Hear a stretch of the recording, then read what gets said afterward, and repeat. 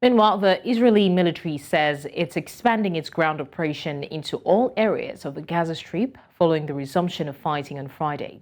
Now, Israel has posted on social media a fresh order for people to evacuate about 20 areas of the Palestinian enclave. Israeli forces have been pushing further south amid warnings from humanitarian groups that Gazans are running out of places to flee. Senior U.S. officials earlier reiterated their view that Israel had a right to defend itself, but added that its soldiers must protect civilians. Meanwhile, an advisor to Israel's prime minister said his country was making maximum effort to avoid civilian casualties. كنا قاعدين في البيت سمعنا صوت هائل مرعب وبدت الأمور تتناثر على ميدان البطون يعني زي زلزال صار أو شيء ما مرش علينا يعني الأرض انهزت والصوت رهيب جدا وبدت تنزل علينا قطع بطون والأثاث وقع يعني بدك صراحة شيء ما مرش علينا الأرض اختفت الدار اختفت ولا أي معلم في الدار في دار اسبست وجنبها دار بطون اتدمرت نهائيا وكل الأنقاض نزلت على الناس وبدوا الناس يشيلوا الشهداء والأشلاء والجرحى والرعب والصوت النسوان في هالليل يعني لا إله إلا الله إشي يعني عارف. Well, now joining me on the news to further discuss this is a foreign policy analyst, Bolu Michael-Biyi. Thank you so much, Bolu, for joining us. My pleasure.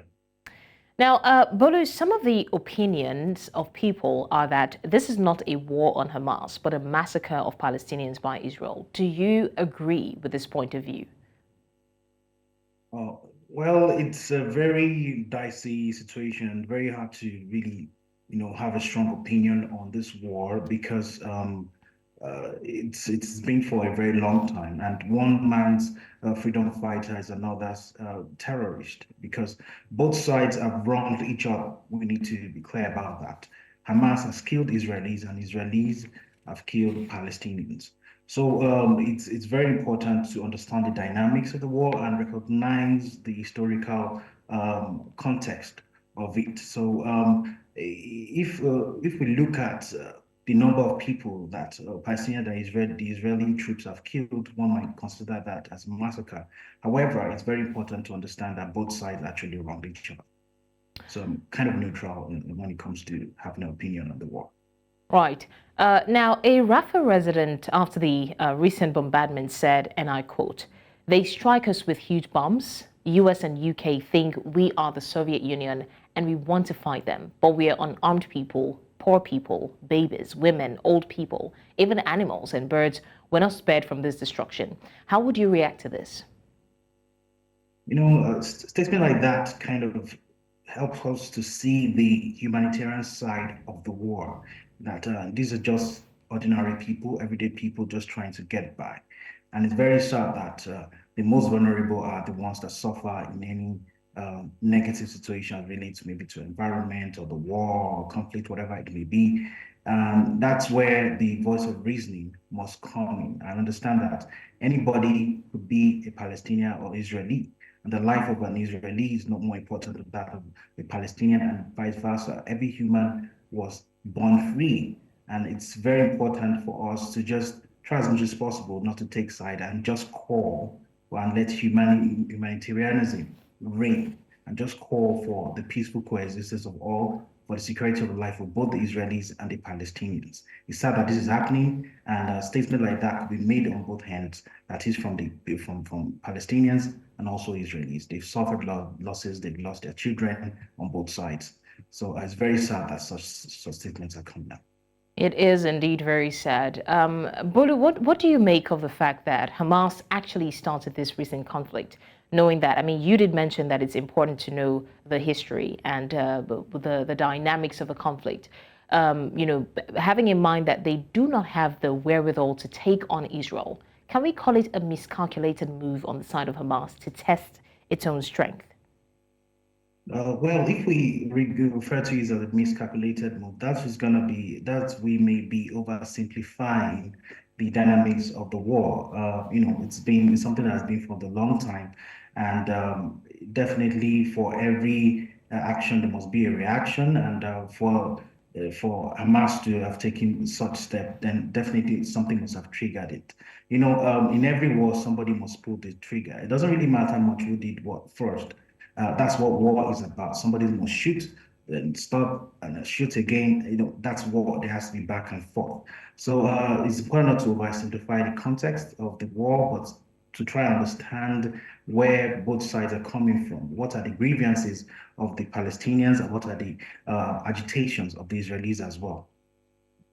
Now, according to official figures, so far, Hamas killed 1,200 people when it invaded Israel. That was on the 7th of October, while more than 15,500 people have been killed in Israel's retaliatory campaign, and this includes about 6,000 children, sadly. How do you see this ending eventually? Well, I can't really say how it's going to end because, I mean, this is a war that's been ongoing even before I was born. If some 20 years ago, I was okay, how it's going to end. So, okay, it's going to end in 10 years, and here we are, it's still ongoing. So we can't really say how it's going to end. We can just basically kind of predict what might happen. And it's very important for the use of force has to be commensurate. Find Israelis, if you look at the ratio of those people that have been killed by the Israeli troops and those by Hamas is not commensurate as well. It's very important that as much as possible, we try to protect human lives. Every war, human beings must die. However, it's important that it's minimized and reduced as much as possible. So I just want to use the opportunity to call on everyone to advocate for a ceasefire and lasting solution, and especially to put pressure on Israel to ensure that the loss of human lives is minimized as much as possible in the war. Now, as of today, Israel has given two conditions, and the first is that Hamas releases all those kidnapped, and the second is for Hamas leaders to surrender and the organization dismantled. Only then will there be an end to this war. Do you see that happening anytime soon? Well, it now depends on what Israel means by the ending of the war. Are they saying that there's going to be a ceasefire, that is no trading of bullets, or that they will allow the Palestinians to exist as an independent nation, or both? So until we understand what Israel really means before we can actually give a strong opinion on that. However, the organization, Hamas, the structure of that organization is quite unclear. Some see it as a freedom fighting organization, others see it as a terrorist group. If they're a terrorist organization indeed, then it's unlikely that they're going to accept Israel's condition, because that will mean that they'll stop profiting from the war. And if it's a freedom fighting organization and they play into the hands of Israel, it could also mean a betrayal of the agitations of the people of Palestine.